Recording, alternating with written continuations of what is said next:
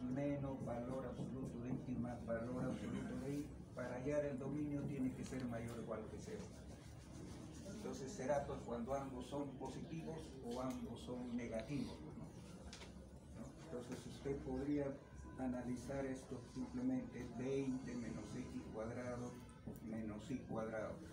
Estos ya son los puntos que están dentro de una circunferencia, radio raíz 2 raíz de 5, ¿no? La igualdad cumple eso.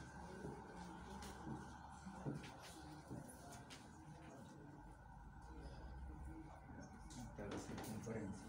Esto también podríamos, como decía, resolver solo para el primer cuadrante. Entonces se ha quitado el valor absoluto. Eso es el denominador. Quiero ver cuándo es 0. Bueno, y igual x menos 2. Entonces esta recta pendiente 1, si x es 0, y menos 2, más o menos por acá será, ¿no? Así sería la gráfica. Bien, entonces ahora dice usted esta relación, ¿no? Lo vuelve a reescribir, de repente no así como está. 20 menos x cuadrado menos y cuadrado tiene que ser mayor que 0 y a su vez 2 menos x más y también mayor que 0 o ambos menor que 0, ¿no? Bueno, el primero, pues, este de acá equivale a decir x cuadrado más y cuadrado menor que 20. Entonces eso define los puntos que están en el interior, ¿no? En el interior, bueno, podría ser pues que ahí esto es positivo, ¿no? Más le ponen en el interior, acá también, ¿no? Ahora este de acá, y equivalente a y mayor que x menos 2. Esta desigualdad define los puntos que están arriba, ¿no? Entonces, arriba de la recta, arriba de la recta, pero en el primer cuadrante solamente. Arriba todo esto sería, pero los dos juntando va a resultar esta región. Esa es la solución del primer cuadrante. Ahora plantea que ambos tengan signos negativos, o sea que 20 menos x cuadrado menos y cuadrado menor que 0, y a su vez que 2x2 menos x más y también menor que 0. Bueno, esto es equivalente a 20 menor que x cuadrado, esto es x cuadrado más y cuadrado menor que 20, la desigualdad opuesta, ¿no? Entonces eso está fuera de la circunferencia. Entonces ahí menos, pues, fuera de la circunferencia, ¿no? Solo tomamos lo que está en el primer cuadrante, nada más. Ahora la segunda, esto es y menor que x menos 2. Eso define los puntos que están debajo de la recta. Entonces fuera de la circunferencia y debajo de la recta. Fuera de la circunferencia, debajo de la recta, vendría a ser pues esta región. Ambos son negativos, ¿no? Esto. Todo eso es la solución que corresponde al primer cuadrante. Entonces usted completa la solución, dibuja el simétrico de esta recta, va a ser pues así, lo prolonga ahí, y va a dibujar los simétricos, pues el simétrico de esto será esta región.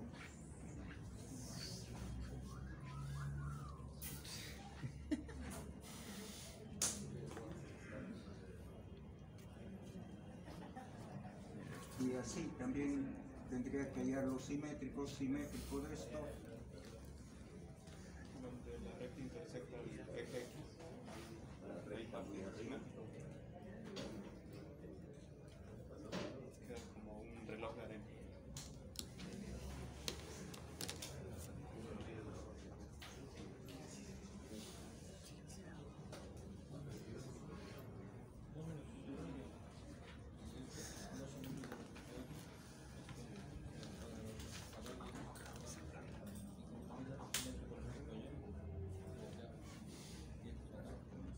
Está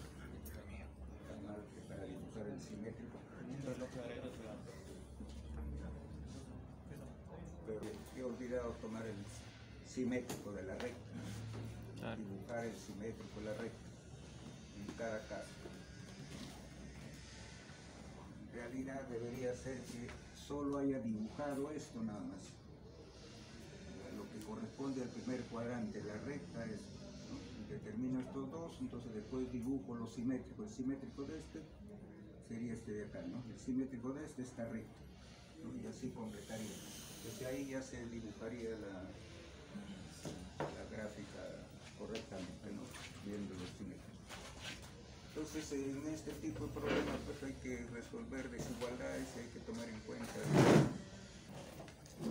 Igual en los problemas del límite, pues hay que calcular ahí por límites restringidos cuando el límite está indeterminado. Si la función tiene una sola regla de correspondencia, es algebraica, tomar límite en un punto simplemente se reemplaza el x por el x sub 0, el y por el y sub 0. Pero si sale indeterminado, ahí tiene que transformarse, ver cuál sería el posible valor del límite, tomar límites restringidos.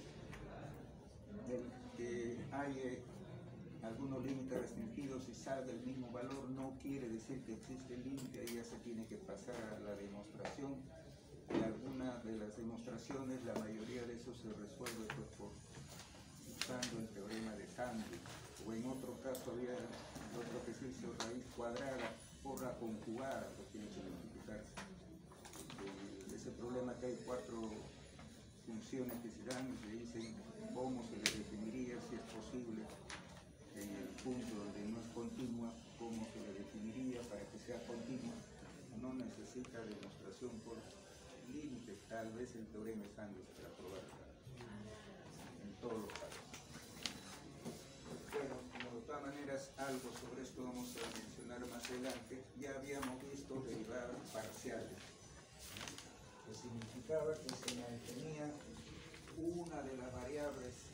Si es de 2 variables, una se mantenía constante, solo cambiaba una. Eso ya se trabajaba como si fuera función de una sola variable, ¿no? El y se hacía constante, x varía, y eso se le llamaba derivada parcial de f respecto de x. Si más bien x es constante y la variable, entonces se aplica la definición igual que lo que era para función de una variable, pero lo que se obtiene se le llama derivada parcial respecto de y. Si es que la función tiene una misma regla de correspondencia y esta corresponde a una función algebraica en todo su entorno de puntos, puede aplicar por las fórmulas directas. Simplemente digo que esta variable es constante y solo derivo respecto de x. La otra lo veo como constante, ¿no? Y viceversa. El solo será necesario pues, cuando digamos el valor de la función y el punto donde se está calculando no vale la misma regla de correspondencia, tiene un valor particular, ahí obligadamente tiene que aplicarse la definición. Después habíamos visto las interpretaciones, ¿no? ¿Sí? Era similar a las interpretaciones de la derivada, como pendiente la recta tangente, solo que acá se va a considerar una tangente para una curva que es paralela o bien al plano YZ y el otro paralelo al plano XZ, pero va a tener la misma interpretación, ¿no? Son curvas como pendiente la recta tangente y la derivada parcial, ¿no? Como vamos a ver el siguiente ejercicio, dice sea S la superficie de ecuación 3x cuadrado, dice menos 3y cuadrado más x y z más z más 6 igual 0. Dice por el punto Q de coordenadas 1, 2, 1 de S, de la superficie, pasan 2 planos.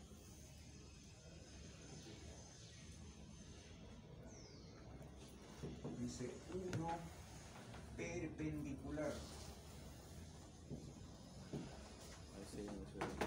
al eje Y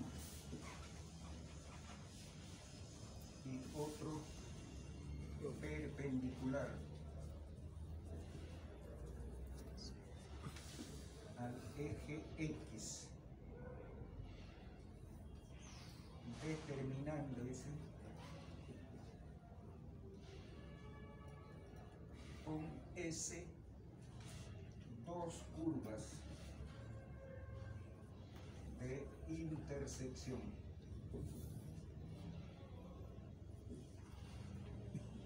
C1 y C2 respectivamente.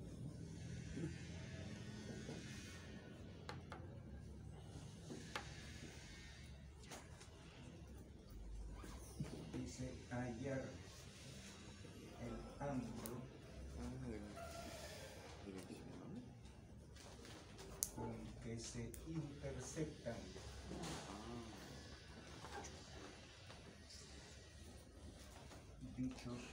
dichas curvas.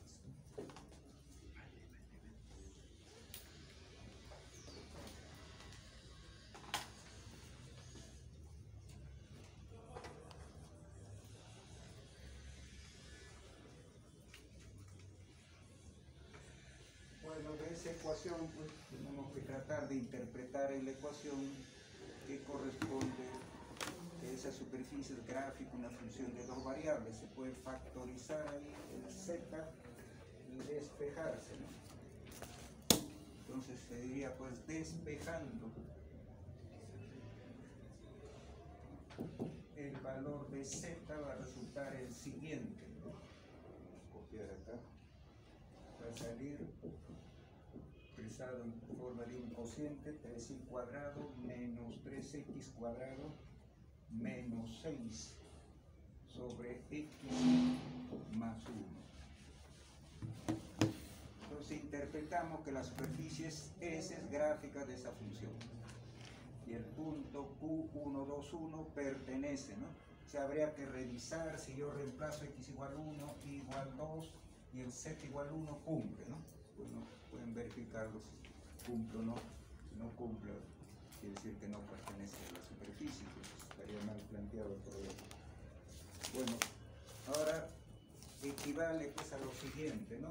Como que la gráfica de esa ecuación es la superficie S, esa es la gráfica de esta ecuación, ¿no? Entonces podríamos interpretar más o menos, hacemos simplemente un bosquejo de que la superficie podría ser esta. O sea, el punto Q está en el primer octante, entonces habrá una superficie acá. Ahora hay un punto, dice. Este es el punto Q, pues, de coordenadas 1, 2, 1, ¿no? 1, 2, 1. Su proyección en el plano XY estará el punto 1, 2. 1, 2, 0, ¿no? Vamos a omitir simplemente para decir que estamos en el plano XY y 1, 2 es el punto en el dominio. Entonces, por este punto, dice, se traza un plano, dice primero, perpendicular al eje Y. Dibujamos, este es el eje Y, este es el eje X y este es el eje Z. Se pasa un plano perpendicular al eje Y, es lo mismo que decir que es paralela al plano XZ. Entonces, en ese caso, en ese plano, se va a mantener constante el Y, ¿no? Es como si yo por acá trazara una paralela al eje X y por ahí paso un plano perpendicular al eje Y, o equivalente, es decir, paralela al plano XZ. Va a intersectarse según una curva, pues, esta curva. Bueno, podríamos llamarle pues a esta curva C sub 1. Entonces, en este caso, pues, en todos estos puntos, el I se mantiene constante, pues, igual al 2. La ecuación de ese plano sería igual 2, y esta es la intersección. Entonces, esta es una curva, en este punto va a tener una recta tangente, LT1 le podríamos llamar.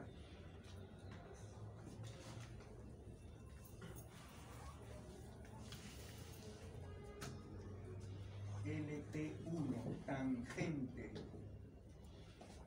a C sub 1 en Q, en el punto Q. Su pendiente con respecto al horizontal. Su pendiente es, vamos a llamarle M1 igual, como eso se le va a ver como una función de una variable, la variable sería X, el Y es constante, entonces va a ser pues la pendiente numéricamente igual a la derivada parcial. D sub 1, diríamos, de F en el punto 1, 2. 1, 2. Esa sería su pendiente. Entonces tengo que hallar pues, la derivada parcial de F respecto de X, ¿no? Entonces a esto le llamo 1. De 1 derivo pues, la expresión, ¿no? Considerando que todos los y son constantes y la variable es X, ¿no? D sub 1 de F de XY va a ser igual entonces, ¿no? Eso tiene la forma de un cociente, entonces aplicamos fórmula de derivación. La fórmula de derivar el cociente dice es igual al denominador X por Y más 1 por la derivada del numerador, pero respecto de X. Todos los Y son constantes, entonces la derivada de 3Y cuadrado sería 0. La derivada de esto sería menos 6X por menos 6X. Menos, dice, el numerador 3Y cuadrado menos 3X cuadrado menos 6. Y esto estará multiplicado el numerador por la derivada del denominador respecto de X. Este es el denominador, este término es su derivada respecto de X sería el Y, que se ve como constante, por Y. Estoy derivando el denominador respecto de X, no es constante. Entonces, esa es la derivada. Entre el denominador al cuadrado, X por Y más 1 al cuadrado.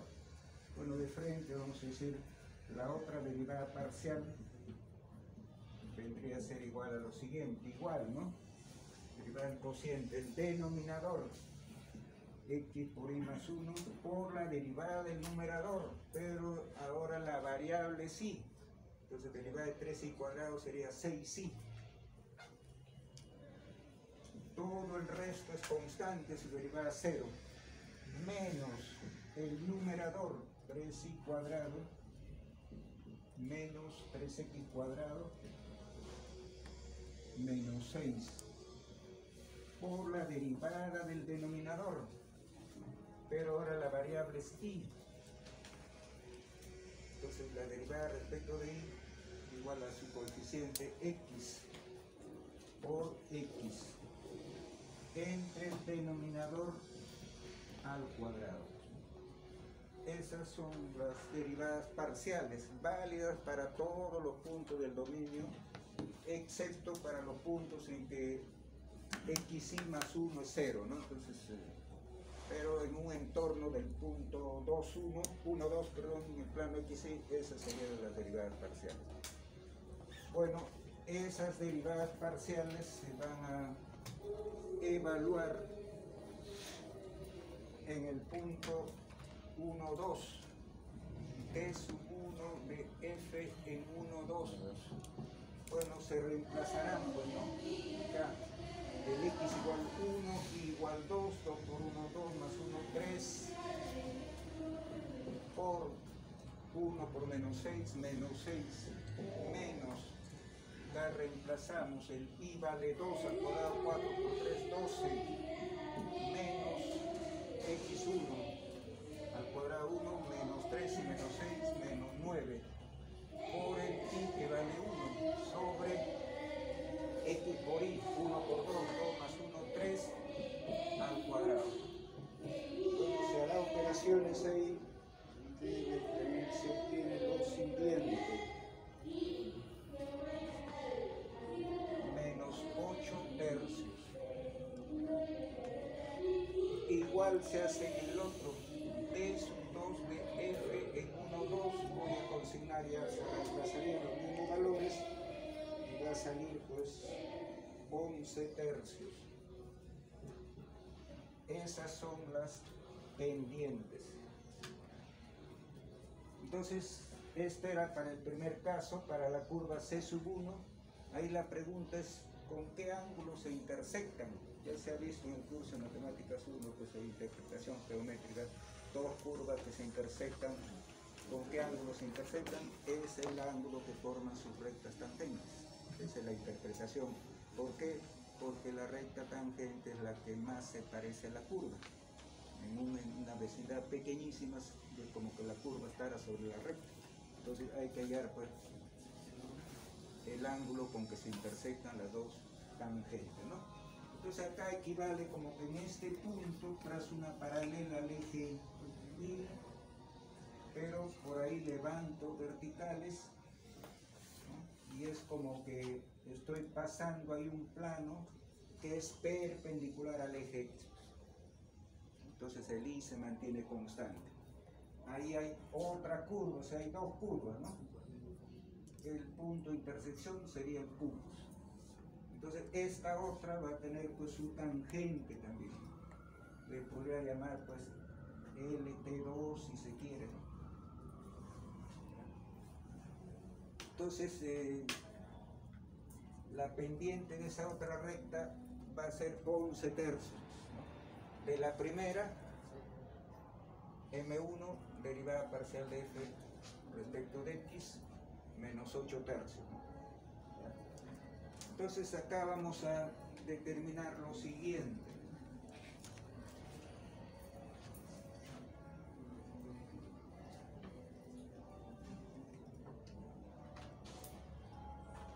Ya hemos visto, ¿no? A ver, un vector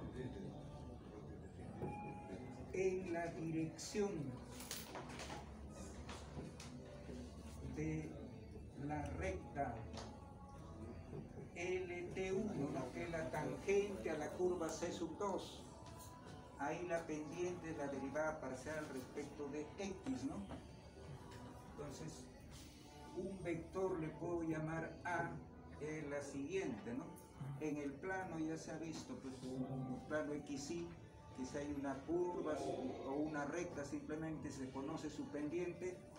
Un vector en la dirección siempre es 1M,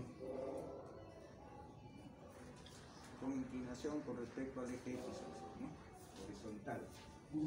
Acá también sería 1, pero ese vector está en el espacio, tiene 3 componentes. Como está en un plano perpendicular al eje Y, el Y se mantiene constante, entonces los vectores en ese plano no tienen componente Y. Que ahí el Y es constante, entonces no hay componente de dirección Y, 0. Entonces el M1, la pendiente de LT1, M1 es la componente Z.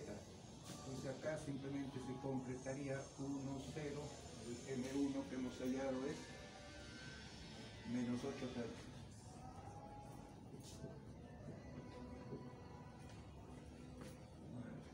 Igual, similar forma, un vector en la dirección de la recta LT2, que es la tangente a la curva C2, ¿no? Le podemos llamar B a ese vector. Ahora, esa curva se ha obtenido trazando un plano perpendicular al eje X. Perpendicular al eje X, entonces el X no cambia. Entonces, cualquier vector que esté en ese plano, 0 será su componente X.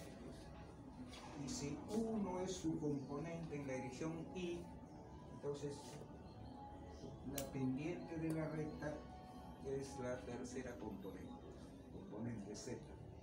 En este caso, pues será igual a 0, 1, el M2 es la derivada parcial de F respecto de Y, 11 tercios.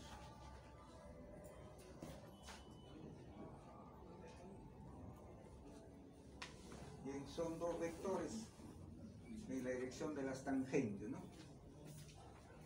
Bueno, apuntará en esta dirección el A y en esta dirección el B.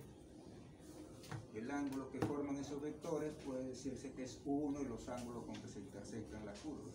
Las curvas siempre van a formar, pues, salvo que sean perpendiculares, 90 grados, pero si no, uno es agudo y el otro es suplementario. Entonces, el ángulo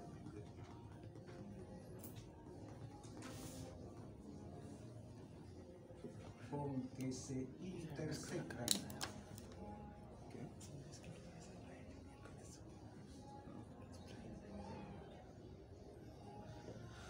las curvas es el mismo que forman los vectores, ¿no? A y B. A y B, los vectores en las direcciones.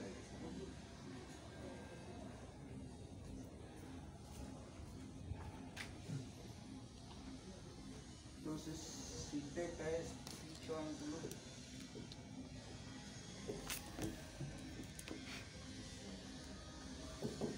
coseno de teta es igual al vector A escalarmente con B entre módulo de A por módulo de B.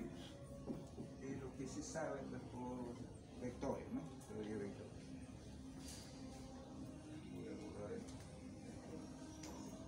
Bueno, acá podría ser que el A lo escriba como 1, 0, M1, escalarmente con 0, 1, el M2, entre raíz cuadrada del módulo sería 1 más M1 al cuadrado, o la raíz cuadrada de 1 más M2 al cuadrado.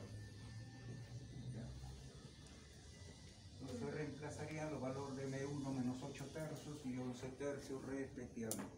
Ya lo voy a dejar ahí porque simplemente hay que reemplazar los valores, ¿no? Bien, esa es la interpretación geométrica y hay problemas de aplicación, pues, de ese tipo. Ahora, si a usted le piden A y a las derivadas parciales en cualquier punto de esas curvas, o las pendientes variables, no le dicen un punto, puede ser, pues, que tenga que calcular estas derivadas, pero a lo mejor le piden solo lo que se ha enunciado acá, ¿no? El ángulo con que se intersectan. Entonces usted podría, pues, en la función, pues lo he borrado, ¿no? Se había despejado z de f de xy, podríamos llamarle, ¿no? La derivada parcial de z respecto de x es la igual que derivada parcial de f respecto de x, ¿no? Si se define una nueva variable. Bueno, si es esa función, usted quiere mantener el i constante para hallar la pendiente de c sub 1. Podría, pues, reemplazar el z, todos los i puede hacerlo 2 para tener una expresión más simple y derivarlo con respecto de x. Y en el otro caso,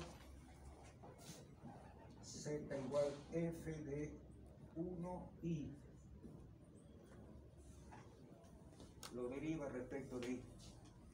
Y después aquí al x le da el valor 1, lo evalúa, y acá le da ahí el valor 2 para evaluarlo, para hallar las correspondientes pendientes.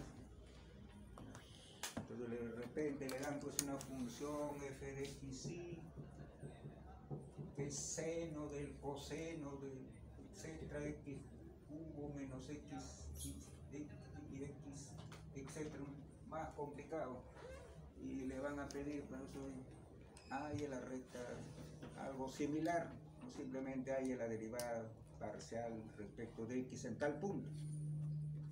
Si ya está el punto y va a derivar respecto de x, le reemplaza el i, pues, para simplificarlo. Entonces ahí puede resultar más inmediato.